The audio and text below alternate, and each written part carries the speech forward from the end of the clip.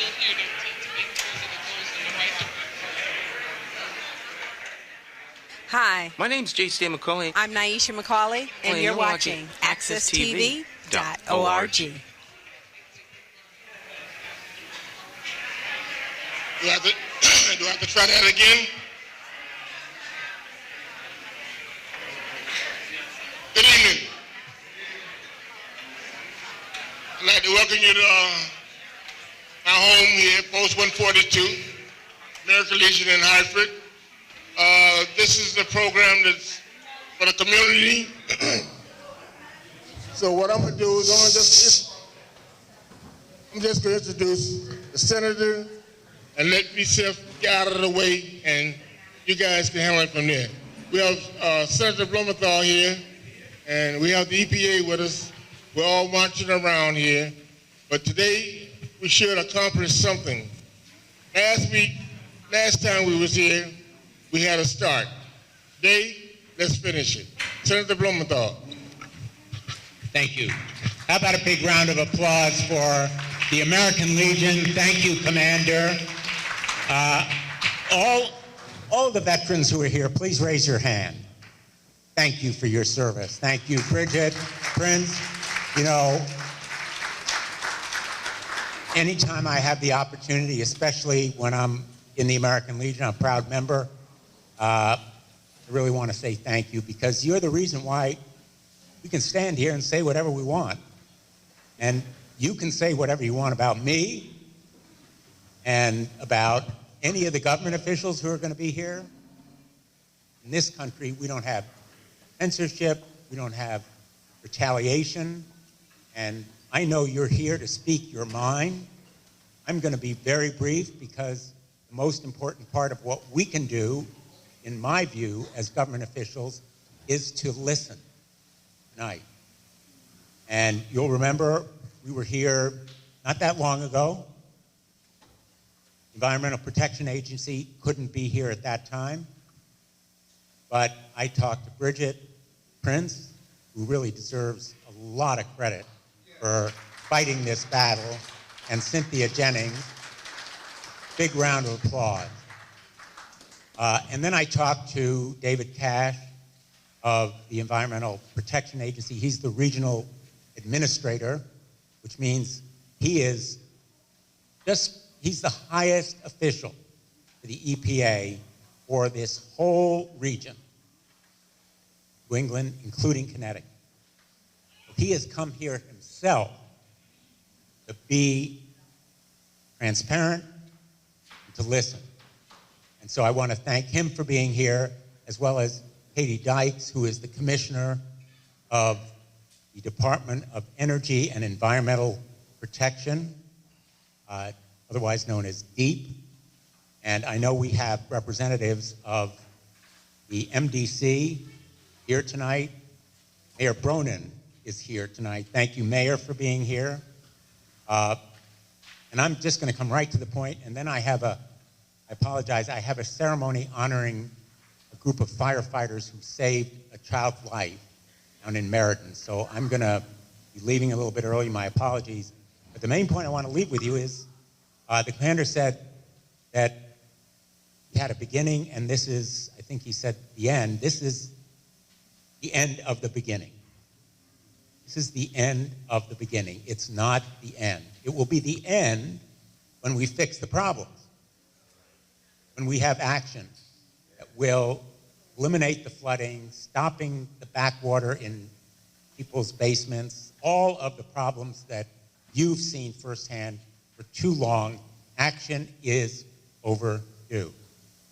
And that's not to cast blame on anyone, because there are probably more than one person, more than one agency that has responsibility here, and more than 1 year. Goes back a long time. But I think everybody is here in good faith, wanting to address this problem.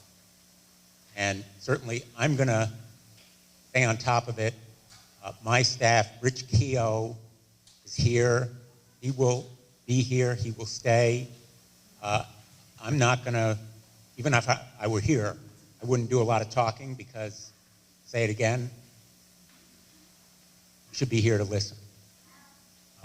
There's an old saying that God gave us 2 ears, 1 mouth, so that maybe we do a little more listening and talking. I've tried to tell that to my 4 children. Hasn't sunk in yet.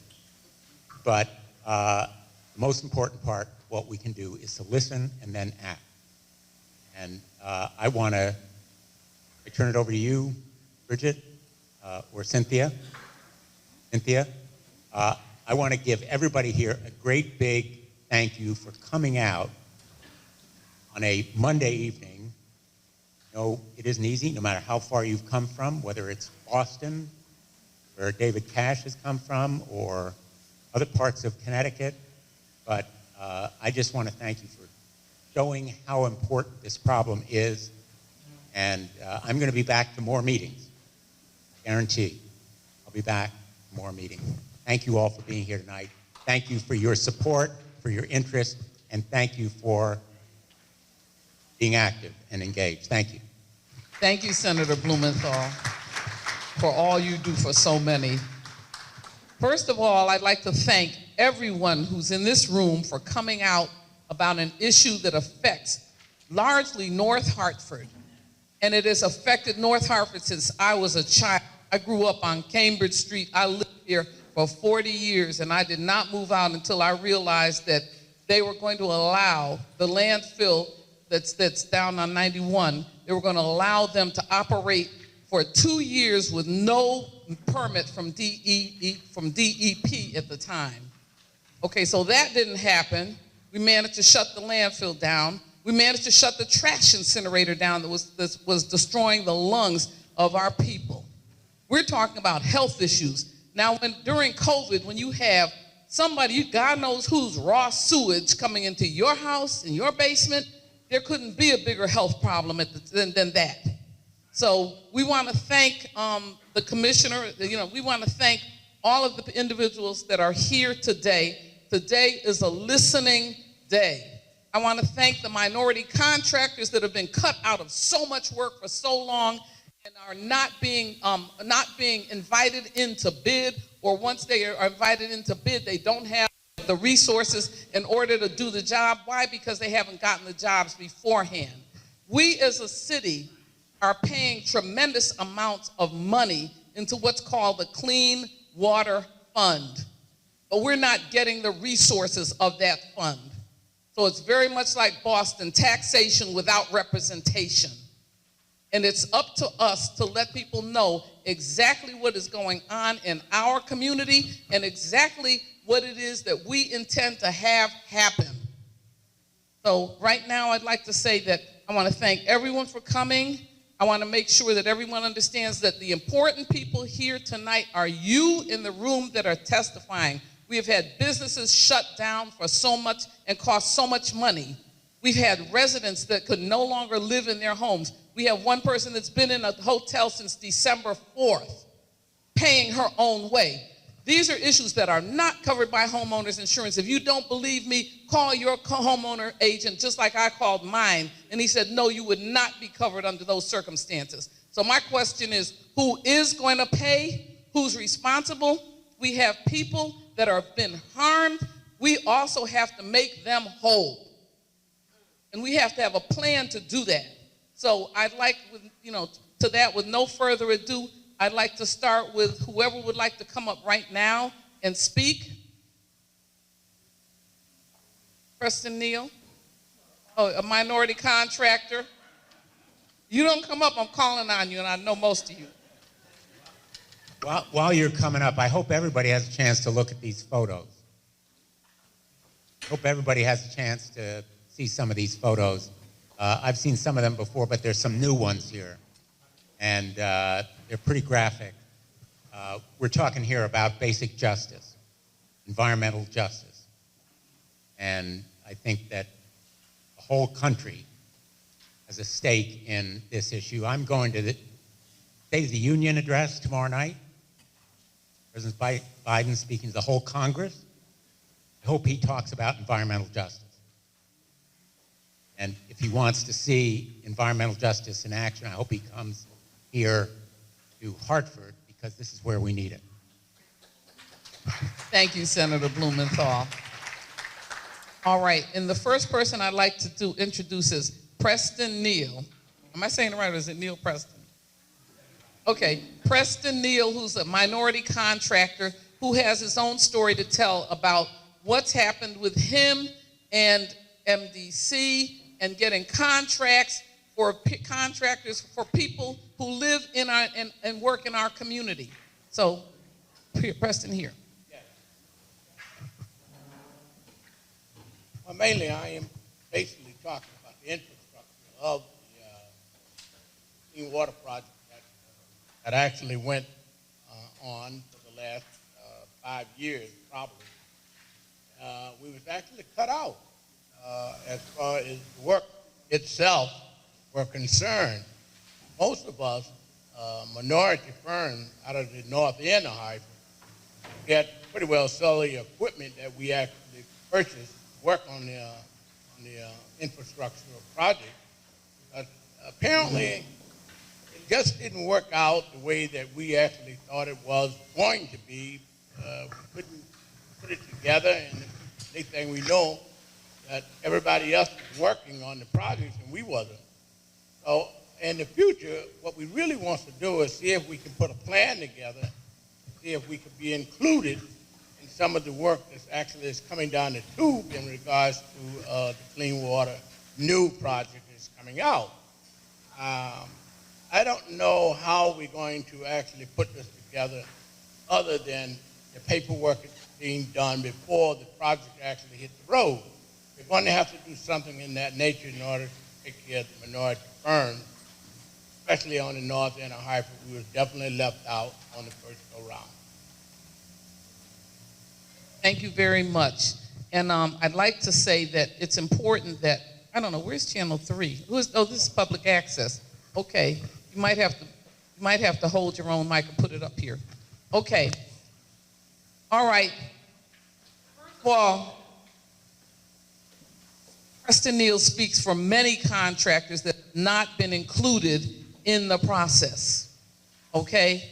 And it's critical that we have other contractors that would like to come up and speak, please do so. Before I call on you. Thank you, Cynthia. My name is Giselle Jacobs, and I am a contractor, owner, operator of Sister Soldier Environmental Services. I'm a construction, commercial, residential cleaning company, woman-owned, black-owned, veteran-owned. I live on Capon Street around the corner. I'm not here to speak about what's going on in construction. I can care less about those contracts. I'm here to speak about the fact that last week I had the VA hospital in Newington because I had so much pain in my stomach.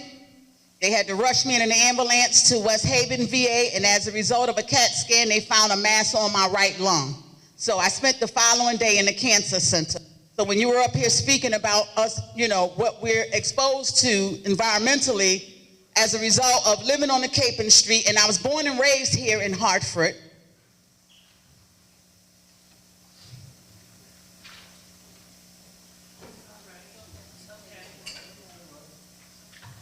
I have my 2-year-old grandson back there. His father and the rest of my children were born and raised here in Hartford.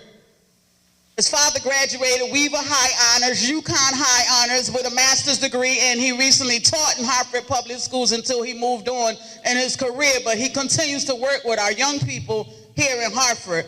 So I'm here to speak about that. I don't know what's going on with my lung. I know I've never smoked cigarettes or been exposed to secondhand smoke because I can't stand them. Not to say I haven't done other things. But I'm here to speak about myself and other community members who are exposed environmentally. Yes, my basement floods. Yes, I have to circle the blocks and several blocks in my community whenever there is, excessive rain. Yes, in 2009, I was the assistant executive director of the Minority Construction Council when $250,000 came into our community to educate and train 15 individuals who live in our community to be able to work on that clean water project. And as a result of my not participating in the funny business that goes on with the monies that come into our community for our community, my life was threatened. The The FBI called me, and I didn't know FBI had an office in Rocky Hill until I was threatened for not participating in the funny business that goes on with resources that come into our community. I didn't come here tonight to talk about that. But since I see the MDC sitting over there, I've always questioned what happens to the monies that come into our community. If they set the money aside to train individuals who live in our community, and then I ride up and down our community and I don't see those individuals working in our community, that clean water project is supposed to go on for 20 years. Where the people at? I travel all the time. I've traveled 4 weekends in a row this past month alone. When I go to Cleveland, I see individuals working in their communities, who live in their communities, who look like the individuals who live in their communities, and the same thing should be happening here in Hartford. So that's what I came to speak about and ask those questions. Where's the money going? Why aren't we seeing the results of the monies that come into the capital city of Connecticut? So, guys, stay tuned. I have to go back to the cancer center next week, and I'll find out what's going on with my right lung. Thank you so much, Giselle. All right, do we have anyone else who would like to come up and speak? Business owners, contractors, homeowners, please come up. Introduce yourself. Oh, come on. Whoever wins, gets up here first wins.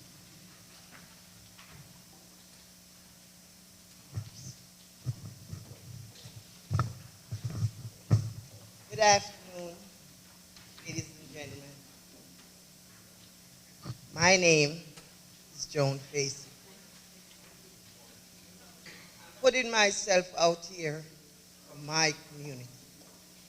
People who look like me, who live here and work here, and we're not having any justice.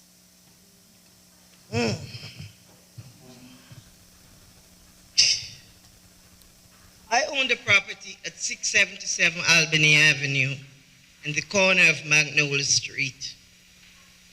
There was an abandoned house behind my property, and it was taken down between the city of Hartford and the MDC.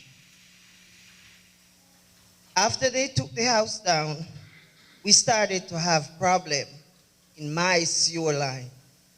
I called the MDC. They came out to my property, they put a camera in, and they said my system had collapsed. I don't think so, because I know how this thing works. I called the MDC and I asked them, can I have a copy of the diagram where I enter your sewer system? They said they'll get back to me next day. Next day, I get an email to say they don't have a copy because when they took over, they didn't have plans then. After that, the flood came and it ruined my property. And what really happened, the front of the building is flat roof. The water goes down in the column like that and it goes through the sewer system. Now the sewer is blocked, the water had nowhere to go. And all the sewer and everything came in my building and it ruined it. There's a restaurant there that cannot be used because the whole place was full of sewage. I've gone to the MDC, I reached out to the city of Hartford to put me back where I was prior to this. Until this day, City of Hartford never came in to see what happened. When the NDC came, they humiliated me. They said they saw no sewage. I said to them, we don't live like that. This happened in June. And in October, the City of Hartford connect back my system to the sewer. What happened to all that sewer all that time? The city did came and removed the tenants to a hotel. When the tenants went to the hotel and they were there, they said it was so disgusting They came back and they stayed upstairs. When the water comes in from the street, it's above the basement in the roof. So the cold water did not get into the sewer because everything is downstairs. And I've been fighting. The worst part of it, when all of this was going on, I was in a car accident. I was laid up. The city says, why didn't I report it before now? It's when someone went there that they found out what has happened with the water. Everything is ruined. And I'm standing here and I'm telling you, MDC says to me, they would not even replace all the hot water heater, the furnace that has been through the sewer. But they did it in West Hartford. And when they did it in West Hartford, I have a tape with Mr. DeBella saying they're going to make them whole and have the contractor pay for it. The city of Hartford has insurance, and MDC had insurance. I only happen to be a neighbor. Why should I be standing here telling you the same story when my property has not been sanitized?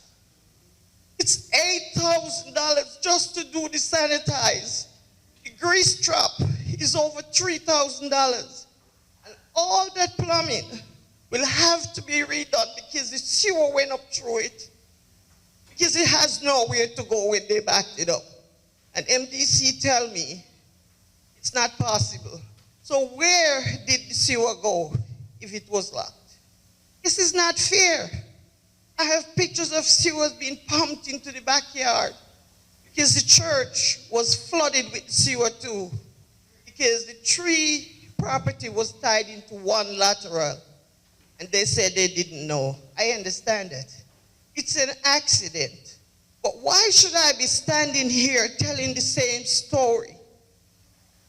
I'm not asking for everything. All I'm asking, clean my property and make it back the way it was. I did not do anything wrong. There are children walking by on the sidewalk where all that sewer was. That's not fair. There got to be some justice here. I have people there on the avenue every time that the rain falls, sewer comes up in their basement. There got to be something done. There's a whole lot of money right now in the infrastructure program in Washington. At least they could come and at least put in a new sewer line so we can live, eat, and drink just like anyone of people in Hartford. We need a voice here. And I'm surprised because the city of Hartford, they had a facade program and they have grants. I'm not looking for a grant. Why couldn't they have a loan program that I could apply to? I have equity in my property. I can stand on my own. I'm not looking for charity. There has to be some justice for people like me. It's happening, but everyone is afraid to talk. But I have to tell my story. And I want people to see my face. Because I've worked all my life. That property, I took my 401k out and I bought it. When I bought it, my husband was mad. I said to him, it's not every day you're not going to be able to punch the clock. And right now, I'm in that position. I can't punch the clock. But I have a restaurant there with every equipment. Every equipment. And the biggest issue is sanitizing, cleaning, and repair all the plumbing. And I can't do it. Because I have to know where the mortgage is coming from. I'm still standing. I have 2 light bills, 2 gas bills, 2 this, 2 that, 2 water bills. And I still have to be paying them, and I haven't worked. It's not right. The city should have a program for people like me to give me a loan so I can help myself. Or whatever repair needs to be done. It's not right. People are hurting. Thank you so much. And thank you very much for your testimony.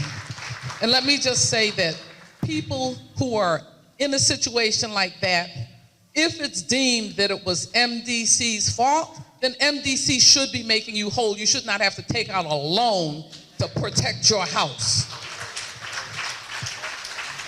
Come on up. Thank you so much. Introduce yourself. Hi, everyone.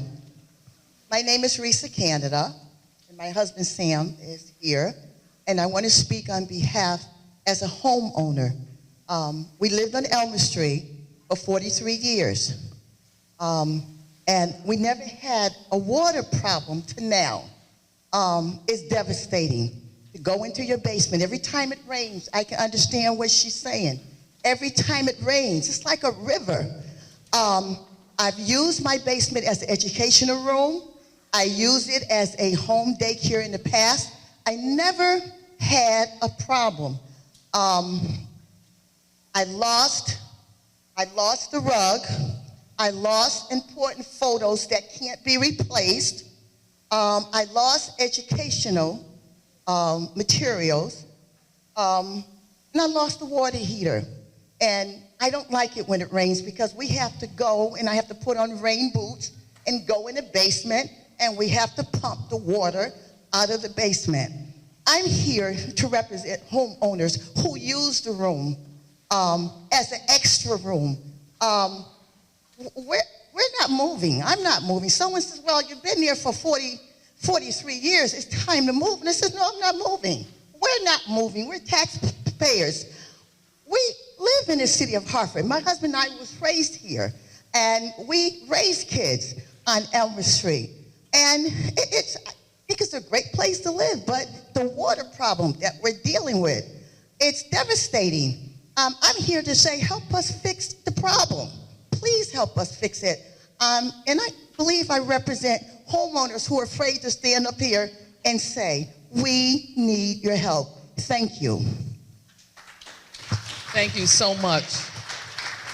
And just like Giselle Jacobs, who testified about the mass in her lungs, that water that I was exposed to had black mold in it. It sat there for a foot deep for about 30 years, okay? And so eventually I got diagnosed with more cancer markers than my doctor had ever seen in life. And she did a lot to save my life so that I could live to be this age. So I think that it's critical that we're dealing with we're dealing with health issues as well. So I thank everyone who has the heart to get up, and I thank EPA for coming out and listening to the problems of what's going on, as well as DEEP, as well as MDC, as well as the contractors that are out here working, trying to make a living so that they can live in this community and support themselves. So thank you. We'll have the next person come up and introduce yourself. Hello, everyone. Good afternoon. My name is Sharon Douglas, and I've lived in Hartford most of my life. I spoke at the previous meeting about my flooding in my home, and since we were here, I've had, when it rained, rivers in my basement for about 3 days. I videotaped them and sent them out to people who wanted to know. I've received a grant from the city. Some of you may have heard me talk about it before. Since then, I've reached out and asked about the contractor who did the work, because it was my understanding he would come back within a year. He has not responded. And Mr. Bronin, I've also copied you, I think, on one or two emails concerning my issue. So as far as, this has been going on in my home for a long, long time. And without really realizing how many other people around me until the past couple of years were in a similar situation. We did have a quorum a few years back, and we were told that something would be done, and that was by MDC at the time, but it seems to be a much larger problem than just MDC. Since work I've had done, they came in and they put a back water valve, and they put in a sump pump, and it seems to be working fine. So over those 3 days, when I had a river, the river was being flushed out by what MDC had done. Whenever I would call the foreman, he would ask me to take a look out the window to see how it was draining, and so far it's been draining the way that it should. So there is hope for all of us but we just need to have the support to get it done. And the houses in our neighborhood are beautiful homes, and some of them are colonials that have been around for many, many years. And people can't afford to always maintain them the way that they should be because they're investing their own money to keep their houses from flooding. And the most important thing I want to add today that I didn't mention before was that I'm an equestrian, and I have saddles. And I recently brought them in to clean them up, and they've been in the basement for maybe a couple of months. And when I looked at them the other day to get started, they all have mold. And it's all colors of mold. So I'm dealing with that now. So I understand what everybody who has a similar situation is going through. So if you guys can help us, please do. We really need the support. That's all I have to say at this point in time. Thank you for listening to me again. Thank you so much. All right. Okay, I think we have someone else who'd like to come up and make some statements. Remember, it's all about listening tonight. Did I mention that DEEP is here as well, and thank them for being present? And these are the people that you're talking to generally, so you might not want to turn your back. Okay, hi. I'm Deborah Jervis. I wasn't going to get up today. Then I said, you know, I need to add my voice to the story, because the voice is a powerful, powerful tool in getting help. So I live on Pembroke Street, near Granby Street, first flooded in 2019. Had to re-gut my basement, which was fully finished. First time I saw shoes doing a breaststroke. I didn't know shoes knew how to swim. Second flood, so I got that refinished. Second flood last year, all right? First time I didn't know shoes knew how to do a doggy paddle. So they were just figurines, everything was just flooded, had to re-gut a second time. I was lucky that I had a clause in my insurance that was able to help me a little bit, but that doesn't stop that I have to dig in my pockets also. I'm in a situation right now, I cannot file a third claim if anything happens again. To me, 3 strikes and I'm out with my insurance. So my backyard, these pictures I was looking at right here, my backyard was a swimming pool. All I needed was a diving board to go diving in it. And so what I have to say as a homeowner, we're begging you for help. We're begging you for help. We need the help. We're tired of the finger pointing. Well, it's the city. Well, it's MDC. Oh, it's the city. It's MDC. We need the help. We're crying out for help. Please help us. Okay, so I'm trying to do everything preventative. And the person that was here before me said she was able to take advantage of a grant. Yeah, that's putting a Band-Aid on the system, but it's not curing the system. It's just putting a Band-Aid. So we're trying to do preventative things on our part. So if another rainstorm happens, at least it will give us a little help. But it's putting a Band-Aid on it. It really is. It's a Band-Aid. I had a backwater valve, and it could not sustain the amount of water. Now I have a sump pump through the grant, and I can only pray. When we get these torrential rainstorms, I can't sleep at night. I don't sleep at night, wondering, even with the sump pump, what's going to happen.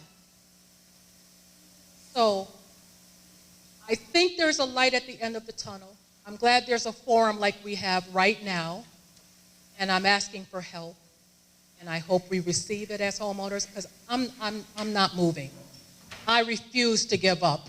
I'm not moving. I'm not going anywhere. Thank you. Thank you. Thank you. And I think it's important that we remember that for those of us who have suffered through these flooding, through the sewage that comes in when the backwater valve breaks, and the fact that I was so worried about Sharon Lewis, who lived directly behind me on Cambridge Street. I was on Cambridge, she was on Rutland. I was so worried that I called my homeowner's insurance agent to find out if I was covered. And they said, absolutely not. Okay, so the question is, who is going to make me whole if my basement floods? Who is going to make these people whole who have suffered? And who is going to act on this now? We are not waiting for infrastructure money to come down the road. We are paying through the Clean Water Act in our bills every single month. Be late with your water bill and see what happens. COVID is over. Hello, my name is Ken Green, and this is my house. This is my shed, my backyard, my neighbor's car. She lost 2 cars, I lost 1 car. I think that we need to hold everybody, they're listening tonight, but I think that we have to leave here with the agencies and the cities and the governmental agencies telling us what they're going to do. It's very easy for them to say, we hear you, and then we come back 6, 7 months later and we're in the same spot. So we need action. We need more than just listening.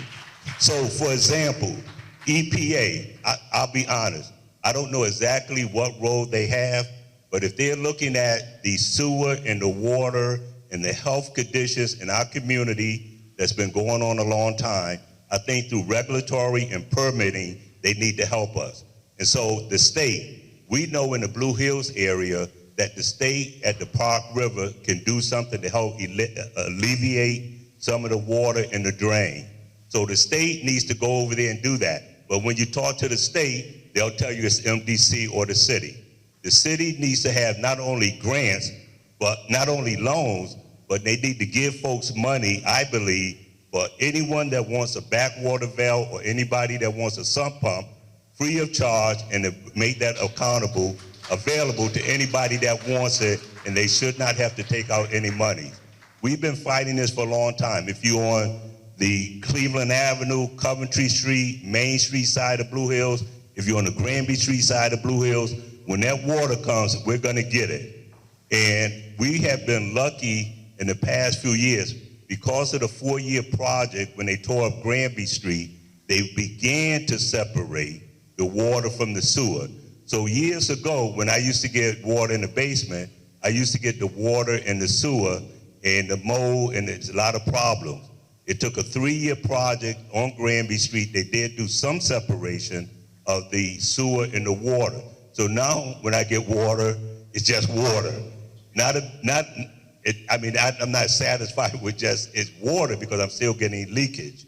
So that has happened in our area, and I think in the Upper Albany area, in the Main Street area, we have got to do something to separate the water from the sewer, because that is health risk that is in our community. And regardless of the conditions of the road, Albany Avenue, Main Street, to me, with the technology, you could go in there and you could separate the water and the sewer. We're paying money every month. MDC might come to these forums and says, well, we're trying to separate the water and the sewer for you, community. They're not doing it for us. We're paying for that through the Clean Water Project money. So it's $1 billion project, but we're footing the bill. If there's money coming down from EPA, if this agency has anything to do with it, they should look at speeding up the water and the sewer separation. They should tell us what their role is with that and how much money they're giving to the city MDC and how that's going to help us. Give us a timetable. The state has some roles in this with some permitting and some regulations and cleaning up that overflow valve over in the Park River. The state has some responsibilities. There's monies that the city and the state can offer residents, I think, in grants and free of charge to solve some of these problems. So there's some solutions. I just think folks agencies and governmental agencies need to come out and say, this is what we're going to do, this is how you access it, and we're going to listen to you and we're going to act. Thank you so much. We also have to recognize that it isn't just loans and grants we want. Those people who have suffered need to be made whole immediately. They are losing their homes. They're in hotels paying out of their pocket. So these individuals that are suffering or have suffered need to be compensated by whatever your insurance company. I don't know who insures you, but you did not get grants and loans without some kind of liability coverage.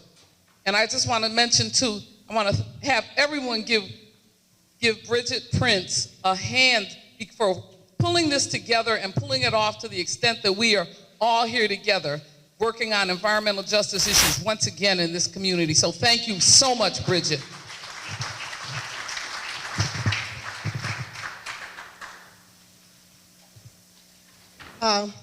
Good evening.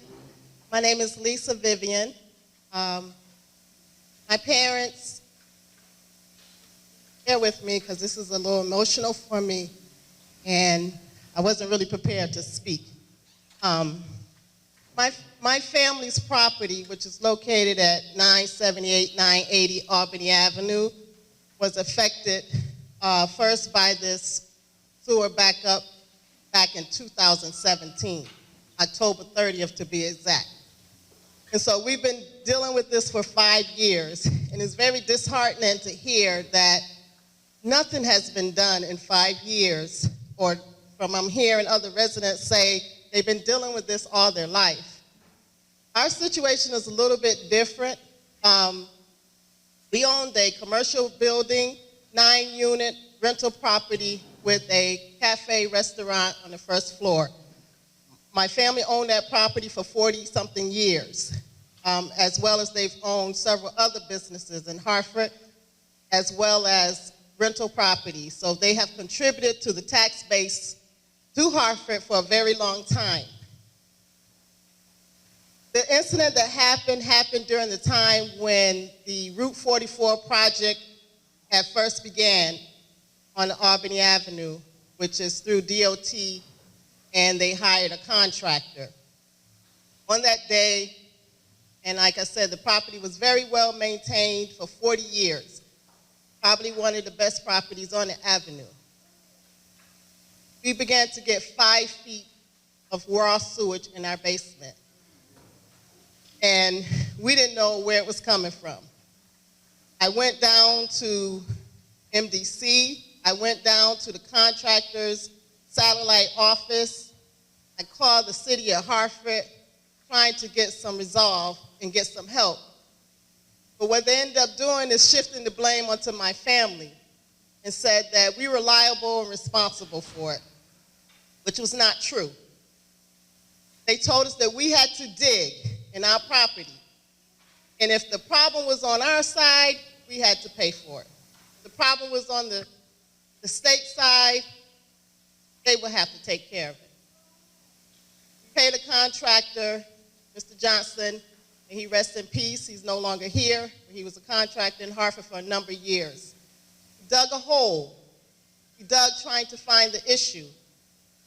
Unfortunately, during that time, he hit a pipe and hit a gas line, and the whole building had to be vacated with 5 families, and we had to put in a hotel. And it came to be that the problem wasn't on our side, and it wasn't our fault. But no one would accept responsibility. MDC and the contractor and the state DOT continued to say that it was our problem, and we had to deal with it.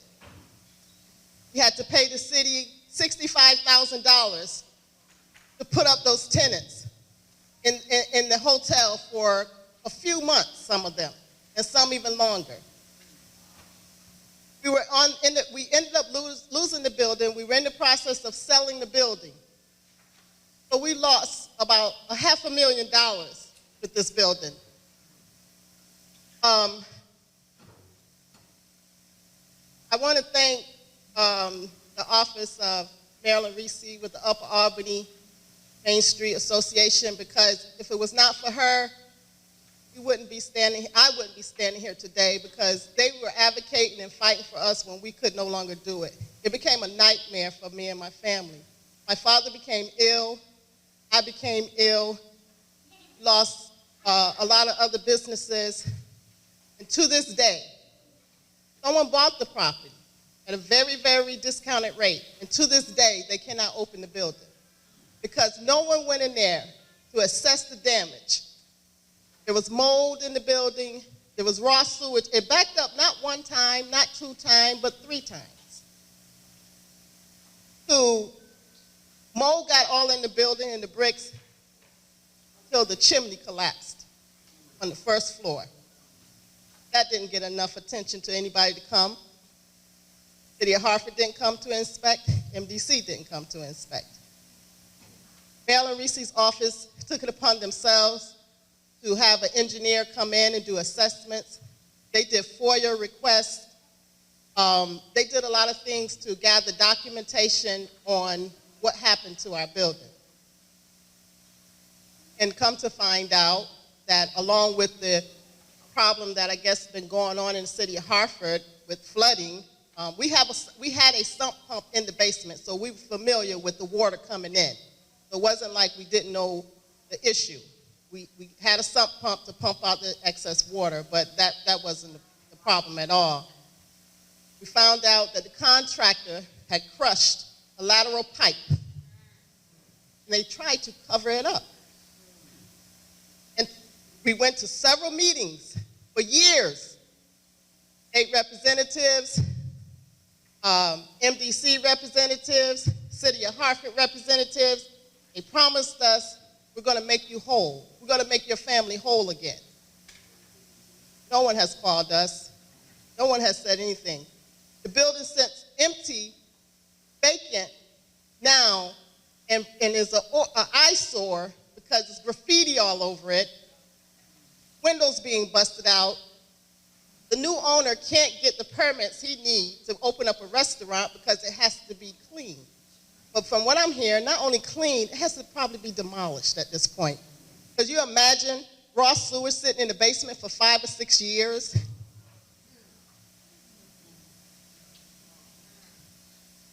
I don't know what to do.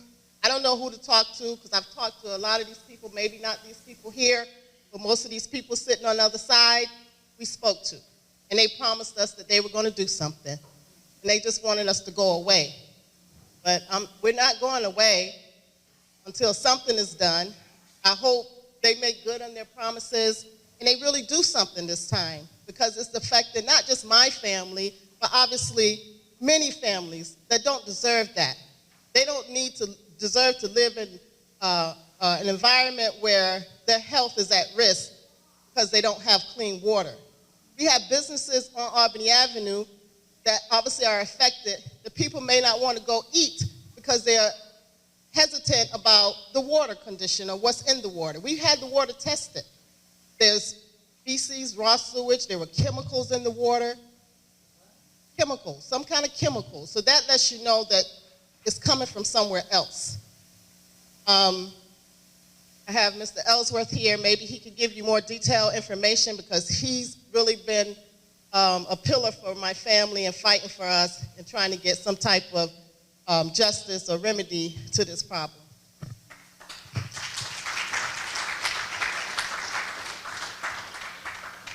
I'm not sure who I can give these to so they can be entered into the record. But we had a list of questions arising from this incident. These were reviewed with the Department of Transportation, and I'd like to enter them into the record. They're pertinent questions. First question was, where was the blockage on 980, 978 Albany Avenue? Why was the merchant's request not treated with the standard of care requested within the contract document? Because for the project, there's an elaborate document that was prepared for this $30-odd million project. And the documents outlined that whatever the situations were, there were protocols to be followed. We didn't see those protocols being observed. The matter of the sewer backup was brought to the attention of Tectonics and the MDC Where are the photographs documenting the event?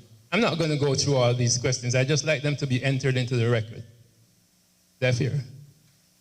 I'm sorry I was late. I missed your name. What's your name?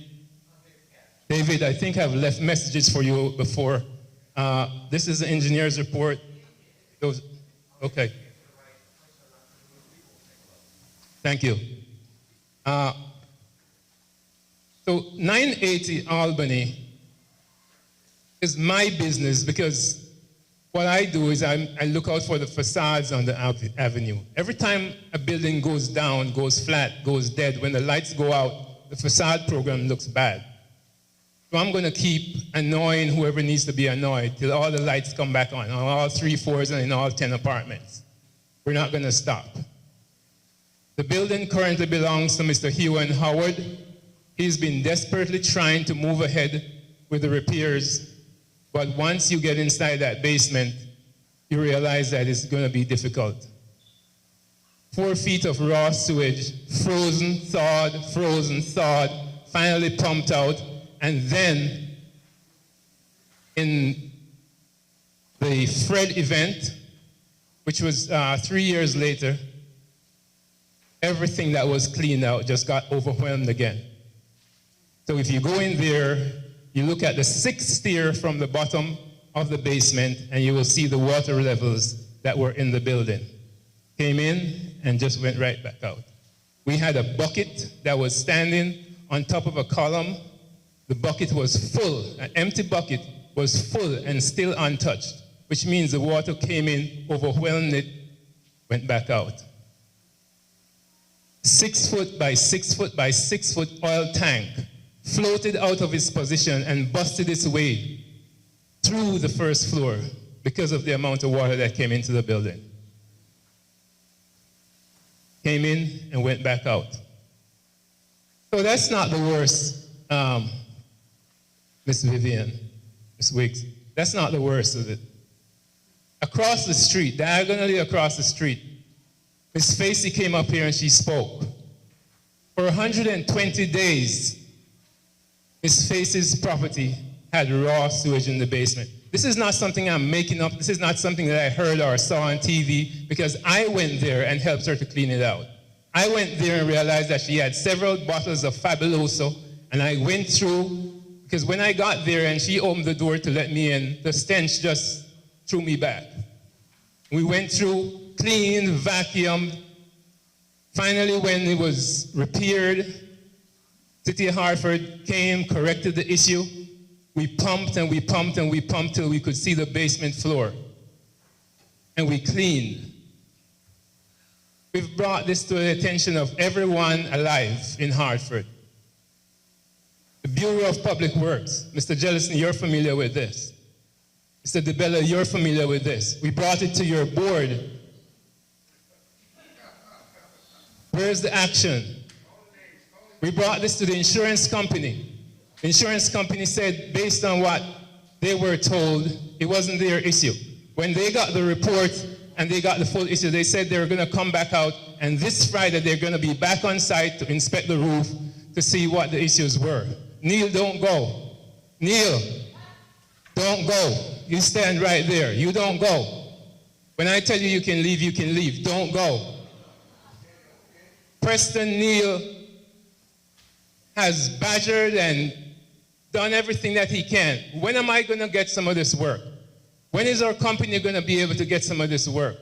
Why is it that they're having minority firms parading themselves as minority firms? What do you mean, Neil? I don't see where you get the minority from. I was in Westbrook, sitting innocent to listen to a conversation. I was eavesdropping, hearing a contractor talk about how some member of his family got the electrical work on this contract on Albany Avenue. I didn't identify a minority in that conversation as well, but I'll leave that alone. That's a legal issue. I don't know if that was your money or DOT's money that was spent. I know there were stiff requirements in that document that detailed who should be working on the project and what percentages should be represented. So that's something that needs to be mentioned. During Fred, if you look at the Upper Albany Main Street website, you will notice that the fire hydrant in front of Scott's Bakery, in front of our building, was completely submerged. In 25 minutes, all that water went away. What happened to Miss Facey's water? Why didn't it leave? She told you her story. The land bank made a mistake, and nobody stepped up to correct it for 120 days. We spoke to them, we asked them, we told them, we spoke with the contractor, and they said, we did what we were told. This is the instruction we had. So I have here copies of the permits that were issued for the initial work and for the final work, the corrective action. What happened? What happened to the lady who stores potatoes in her basement on Milford Street? When all that water went through there, what did she do? Dry them out and sell them back? Or we're hoping she dumped them, all 1,500 pounds. What were we going to do to compensate her? What happens to the lady on the corner of Kent Street who, because somebody went and totally concreted their yard, all the runoff went through her property and washed her out? Who's going to replace her floor? So, I haven't spoken yet about the North End Church of Christ. They're Miss Facey's neighbor. I haven't seen peace like this. I haven't seen a more peaceful congregation, because if that congregation were my congregation, it wouldn't be that peaceful. So, what happened there? Are we going to deny that there was no sewage there? Or why did the MDC go in there and immediately upon seeing, within 23 minutes upon seeing the conditions in there, ordered a brand new water heater to be placed in there? However, in their letter to us, they said that because they did that, there was no admission of guilt on their part. Come on, guys. Let's step up. Let's take responsibility. Let's treat this community like a community. Not a community of mice and rats, because they infest basements. And we're not even going to open that conversation of mice and rats. We're just going to leave that as it is. Okay? So tonight, 980 Albany Avenue, 677 to 691 Albany Avenue, Milford Street, Mr. Montague, Albert James. How many more trips to the senator's office do we have to make special meetings and to wait 2 years later to see nothing come of them? Mr. Bronin, how many more days do we have to come down to your office with these issues? Mr. Jellison, I don't want to come back down to the boardroom. It just gives me a funny feeling. I'd like to be back there, but under different circumstances. Mr. DeBello, no disrespect, but the way the last meeting went, I listened to the entire thing to its bitter end 4 hours later, and I'm not happy. Mrs. Dykes, I don't know if you're here. You were copied on this way at the beginning. I'm sorry it had to come to this. It was never our intention to highlight Albany Avenue as somewhere where people shouldn't come to eat. Albany Avenue is 1.25 miles long food court. But if the water isn't right, we're not going to eat there. Make it right. Everyone that's here that has it within their power to correct that is in this room. Don't leave this room tonight, because we're going to call you back like we called back Mr. Preston Neal. We're going to call you out. We're going to say, fix it. Make it right. We're right there. We sit right at the entry to the Yard Goat Stadium.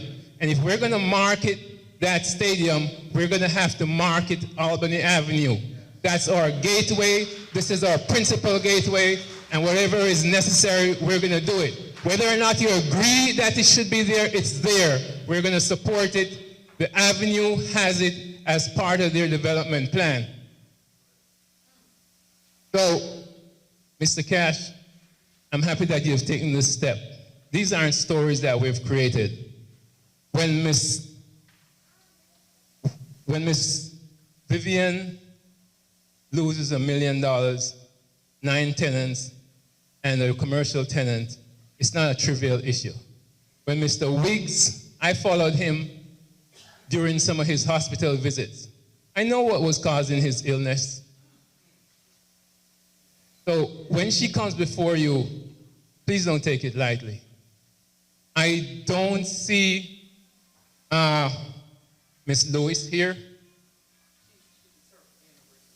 Okay. I've taken the time to talk with her. We spoke for an hour. I documented the things that she said. I listened to the district as they talked about her situation. Mr. Jellison, I think the front end for the district is giving you a bad name. I think the people who receive the phone calls are making you look bad. When Mr. Caleb's wife called about her water bill this last Thursday, it would have been nice to just say, Mrs. Caleb, we'll have someone look into it. There was no reason for her to be told, go get a plumber. That's not our responsibility. If your bill changes from $67 to $670, that's not our responsibility. There's never a need to be rude. I appreciate you, or whoever did it, having an individual go out there at 10 o'clock this morning, cutting the wait time by a full day. I appreciate that. I really appreciate that. Speak to your front-end people. The day Albany Avenue is treated correctly, that will be the day that we'll stop having these meetings. Thank you. I'm not going to go any further.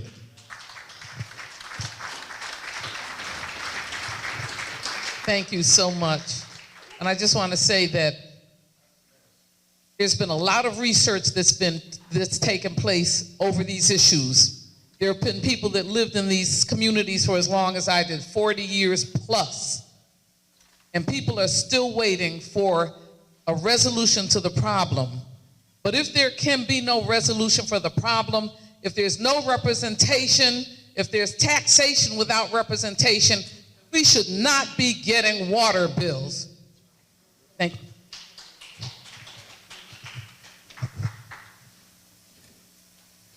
Good afternoon, everyone.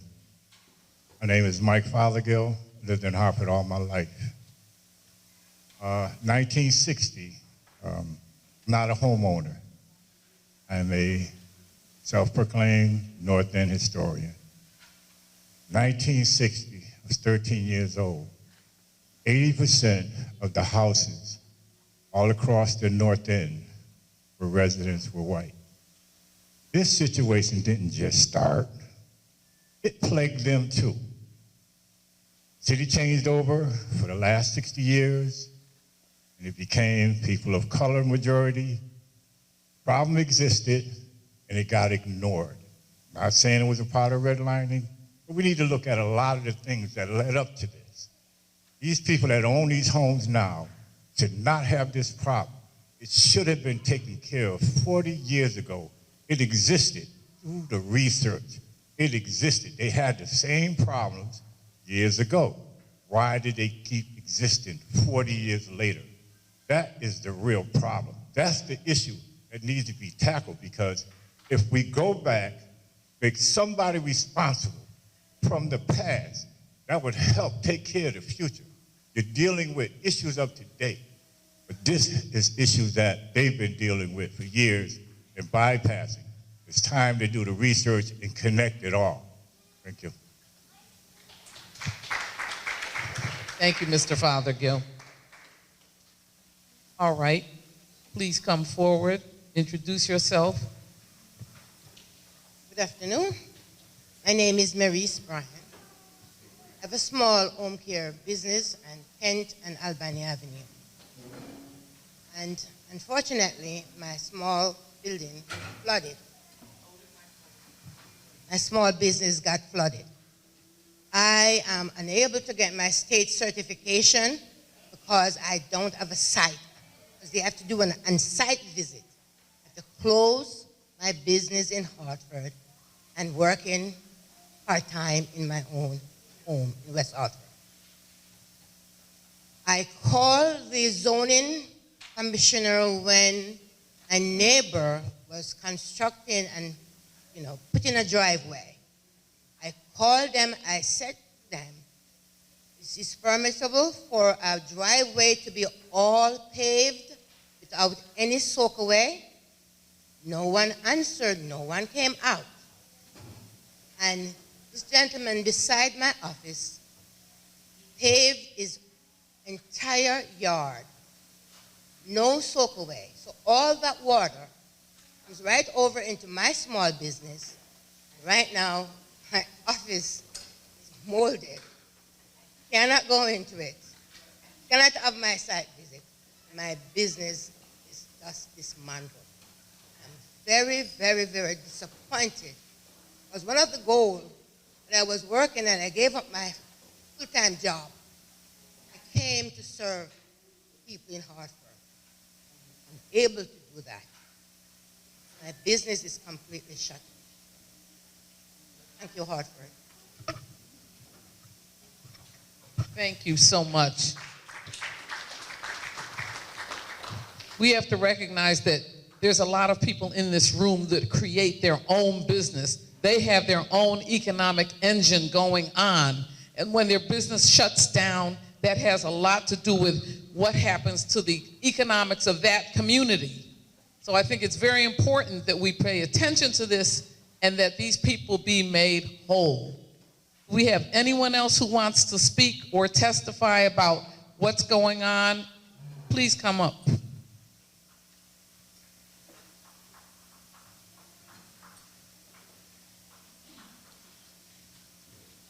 Thank you, and you'll be good. Good evening, everyone.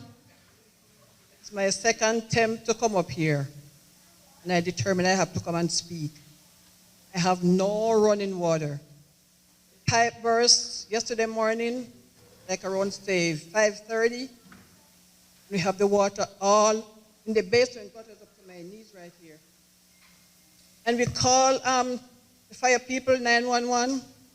They came out, and they've been like, looking for the sky or the moon or something. Asking me where's the lockout for the water. So you're the professional. You're supposed to find it. I'm the one that found it. And then they leave and they call the inspector. He came out. Nobody did nothing. Nobody did anything. My husband is almost 90 years old. I should take a picture. He's almost 90 years old. Look at the old guy. He's in the basement, water's up to his knees. I have no water right now in the house, no running water at all. We turned the water off. We have no water since yesterday morning. No running water. Because the pipe burst in the wall. You don't have the money to call professional to come and fix it or do something about it. When the rainfall, there's no rainfall outside. All the rainfall in the basement. Everything is in the basement. Everything is in the basement. The pipe that burst yesterday morning, all the water is still there. Now this old guy can't manage. I have a torn shoulder. I do nothing. If I had to call someone off the street, they're going to want $100 per hour. We can afford it. Please, we're begging for help. Please fix that water problem. And the pipe in the wall, we have no water whatsoever because the pipe burst inside the wall. We have no water up yesterday morning. No running water to make a cup of coffee. Thank you very much. Thank you so much. All right. Is there anyone else? Please come forward if you have something. Or you have something additional to say. Okay, and there's somebody behind you too. Hello, Mr. Mayor. I want to appeal to you. I'm asking you, please help me. I receive a pump from the city of Hartford. That some pump cannot be installed because the place is not being sanitized. And once you touch all those pipes, everything is going to be all over the place. There's already mold there and all the bacteria. And I have a restaurant and everything is going to go through there. I'm asking for help to sanitize my basement so that pump can be installed to protect me from the flood. City of Hartford gave it to me, and it's going to be 2 years. I'm asking, please, somehow, some way, make a miracle to help me. Thank you. Thank you. And I know that the city of Hartford has an application process for, I think it's a $7,500 grant. Not a loan, a grant. But God knows if you can fill out that application and get that passed, good luck. Because they ask for your Social Security, for your child support, and they get all the way down to asking you about, hey, do you owe tickets to the city of Hartford? So let's.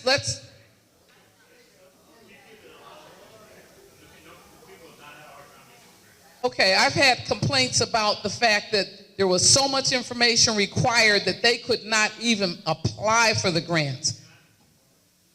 Now, you can sit down and you can work with us and let us know what it is that's going to make it easier for people who can actually get help, and maybe eliminate the parking tickets, the child support, whatever.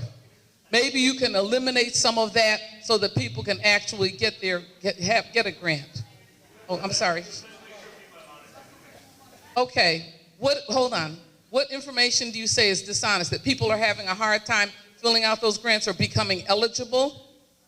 That's correct. We have people have not up to the $7,500 grants. First of all, let me just say, there's a lot of stuff I'd love to address. I won't talk long now because I want to make sure you get this back. But I'd love a chance to just talk to some of the broader issues in a minute. I do want to say thank you so much to our regional administrator, our commissioner, and to everybody who's here. I want to share two things. As you heard, we had to set up a grant program as soon as those floods happened, set up a grant program to give $7,500 grants to buildings that could demonstrate that they were affected by the floods. All that money went out. We made it as easy as we possibly could to get those out, and it's all gone out. I want to say there's a different set of grants. This is important. There's another set of grants which comes through federal CDBG, Community Development Block Grant. Those can be bigger loans or bigger amounts beyond the $7,500. And for those grants, we're restricted in how we give those out. And one of the things that we have to look at is income requirements. And that's the federal requirement for income eligibility. You got to look at the whole household. So I want to make sure that I think it's important for everybody to have accurate information about this. I want to be very honest about the fact that some of those CDBG grants that go out from home preservation loan funds, for example, those have some additional requirements. But that grant program that we set up for those $7,500, we did everything we could to make that as easy as possible to apply for and get. And thankfully, it's all pretty much gone out. Yes, I can attest to the $75,000 or $7,500 grant. I got it right away. However, damages that occurred was $17,000. For the $750 could not help. Until now, I have not taken the $7,500 from the city of Hartford because I don't know what to do with it. $17,000 for the damages that is there. So. Thank you. And we have a lot of issues, particularly Sharon Lewis, who had to pay almost $73,000 to pump the sewage out. That's before, and that doesn't count all the things that she lost, her furnace, her oil tank, everything that was in that basement. So we have to recognize that a drop in the bucket is not going to help. Somebody has to make these people whole, and these damages that take place are taking place in huge astronomical amounts, large enough to cause people to lose their homes. Good evening. My name is Sam Canada. My wife spoke before. We's a resident of Hartford. My father had Canada Cab, limousine company, bus company. We did all the public schools, furnished homes, and that was project concern. My statement tonight, I want you to have record be aware. I live 54 Elmer Street. This is a house on 14 Elmer Street. In front of the house, have the MDC have been there 4 times, dug up the road. It's about a car length and about 6 feet deep. They have repaired 4 times, all right? Before that, we didn't get no water, right? Since then, 7 months ago, we've been getting water back in the basement, right? We want to know why. So I just want you to be aware. You can go there. I have pictures. I have pictures of the road. I have pictures of the house. People, safety hazard for them to go out their driveway, right? It's a safety hazard for the kids to walk the sidewalk to go to school. And this is, like they said, it's a patch-up because it's never been fixed because it's reoccurring mostly every 6 months. Thank you.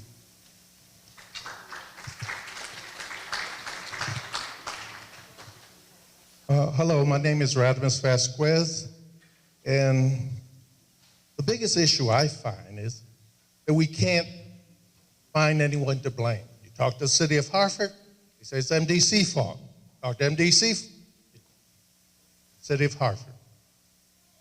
The federal government needs to get together with MDC, the mayor, and let's solve this problem. And let me tell you, this is a small amount of people here. I've been to the 2 other meetings, and they're not here, some of those people. That's what they want. They want this thing resolved. I found 3 feet of water in my house, and I repaired it. I finally finished now. I just took $1,000 every month out my check, and I fixed what I could. It's finally finished now. Put a new furnace in, new water heater, everything. But I think that's what they want, resolution. You know, they paid for the damage that was probably done now, but let's resolve it. And that's what I hope happens. Thank you, Radimus. Okay, so what we're doing is we're listening tonight, okay, and there's something to say to EPA? Okay, go right ahead, around the corner and talk to them. No, we're not going to do public speaking tonight, okay, because if there was, we'd have MDC up here at least having an opportunity to defend themselves and talk about what they are going to do, okay? And we would have DEEP and everyone else up speaking. But tonight, out of respect for the residents and the business owners, I would like the residents and business owners to come forward and bring up your issues.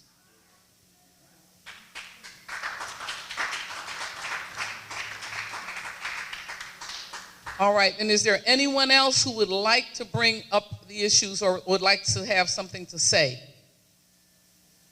One thing I'd like to do is thank everyone who showed up tonight and is taking this issue seriously. We want you to know that the issue is taken seriously or needs to be taken seriously because we are a community of color that has been ignored for so many years.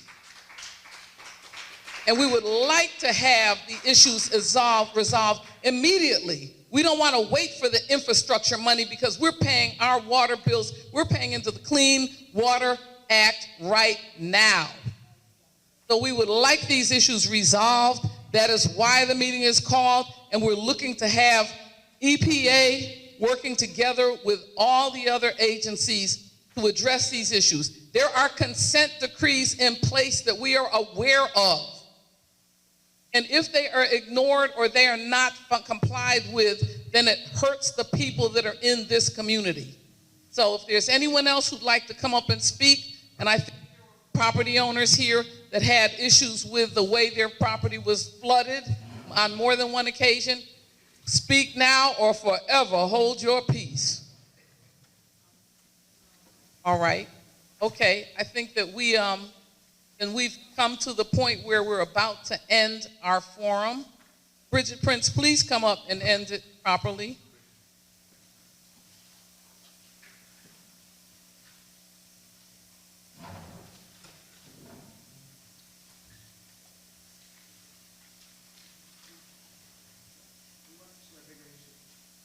Wants to share what? Okay, all right. If no one has a problem with the mayor sharing a bigger issue, we'll have him share a bigger issue. I appreciate it, Cynthia. Thank you. So first of all, thank you again to everybody who's here, and thank you, Bridget, for pulling everybody together. And thank you especially to the property owners who talked tonight. And some of your experiences I'm familiar with, and some of them I'm not. And those that I'm not, I will get familiar with, and we will work with you. But I do think it's important in this conversation just to talk about what is a big issue. We heard tonight some really awful experiences at some specific properties that are the result of some specific things, right? Whether it was the streetscape project where a pipe was broken, whether it was a demolition next door that damaged pipes, whether it was a contractor damaging stuff, all of those situations are horrific for the property owner that had to deal with it. But in some way, they're sort of limited to that specific property. There is a bigger issue which we have to talk about, which is our whole storm sewer system and our sewer system were built more than a century ago for the most part. It's an ancient system. And the work right now is going on to separate the sewer from the storm sewer so that when there's flooding, it doesn't back up and put sewage back into people's basements. But the thing I want to make sure that everybody here knows, because it's got to be part of our advocacy as a city, and our colleagues friends from DEEP and from EPA know this because we've been ringing this alarm bell too, but I want the community to know this. There's hundreds of millions of dollars of work being done to separate the sewer and the storm sewer. Hopefully that'll keep sewage out. The problem is that clean water money that's being spent on that can only be spent for the separation.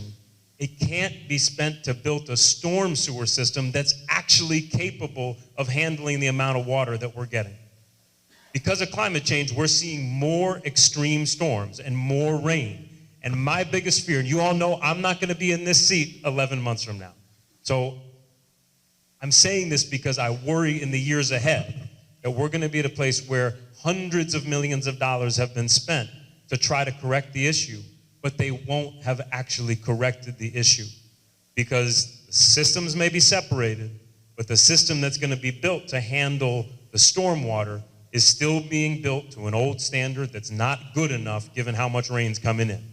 And so that's why I wanted to have the chance to share this with you tonight while our EPA colleagues are here, because one of the things that we as a city have been advocating for is let's broaden the scope of how those clean water dollars can be used, so that they can be used not just on the sewer side, but to actually dredge the Park River so there's some place for the water to go. Actually put pipes in that are big enough so that the water can run off rather than backing up.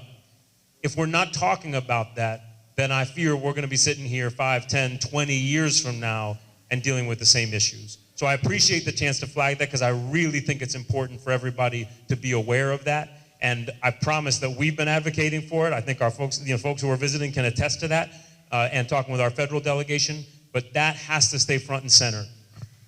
In the meantime, we will do everything we can to try to provide some support, and I give you 100%, we're not making folks whole with $7,500 grants, but we are trying to make it as quick and easy as we can. But we know that's just the Band-Aid. The real issue is, can we finally solve this once and for all? And right now, without a change in how those clean water dollars can be spent, we're not solving it once and for all. And those dollars we're talking about are way bigger than the city of Hartford or any town or city anywhere can spend. That's why this clean water project definition is so, so important. So I'm grateful for the chance to say a few words. I appreciate the chance to listen to everybody tonight, and I want to say thank you again to everybody who's here. Thank you, Cynthia. Thank you, Mr. Mayor. One of the things that did you have something you wanted to say? Please come up to the mic. Don't be shy. My name is Freddie Graves, and I have here, it says all property, motor vehicle taxes, and outstanding parking tickets must be paid or brought current before you can apply for the grant. Our policy clearly prohibits the making of loans to property owners who have not fulfilled their obligation to pay city taxes. Thank you. Here we go. Here we go here. Latest federal income tax return, latest tax return, two most recent, pay stubs, Social Security award letter, pension statement, proof of child support if applicable, proof of other income sources. Thank you very much. And that comes straight from the application that for the $7,500 that the mayor was referencing. All right, thank you very much. I will say this, that I'm a civil rights lawyer. I'm also an environmental attorney. And I can tell you that racism is alive and well when the money is distributed. And that if we don't address the issue of race in this city, then we have not addressed the issue of people paying into public money and never getting the services that we pay for. I think that if there's consent decrees already in place, those are laws. And that means that if those are already in place, then they should be followed or complied with, or there are fines or something else that can be happen to make sure that our people are made whole. It is no accident that North Hartford has been left out of the process. What's missing is a solution. And no, it is not first and foremost that we solve that problem. It's first and foremost that we address the issue of environmental justice or environmental racism and make sure that people are treated fairly and equally in this city that is mostly people of color. I think I have one more person that would like to say something.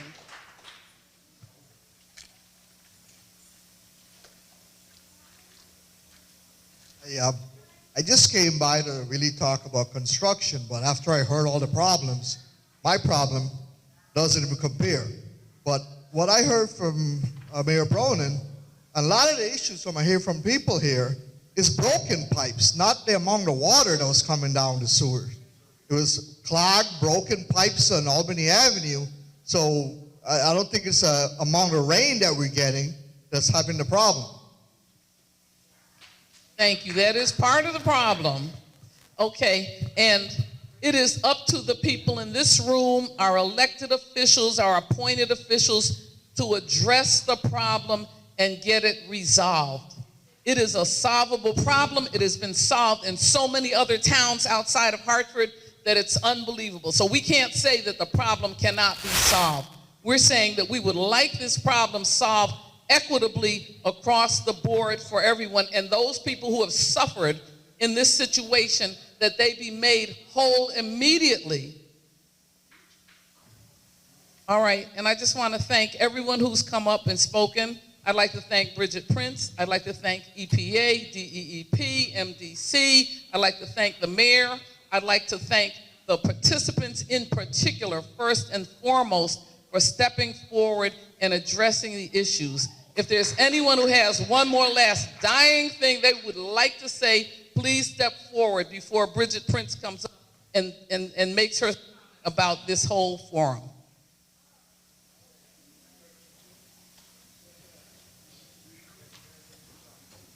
Thank you. Thank you, Attorney Jennings.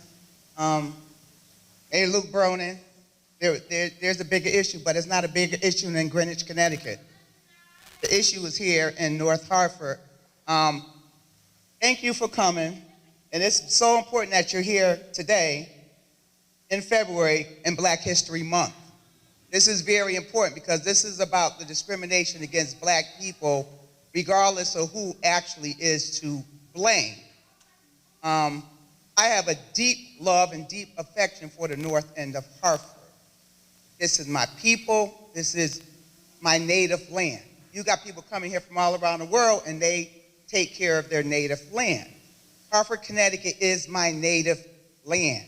It is the land that my grandparents came to, who escaped sharecropping in Georgia and found a better life in the North End of Hartford.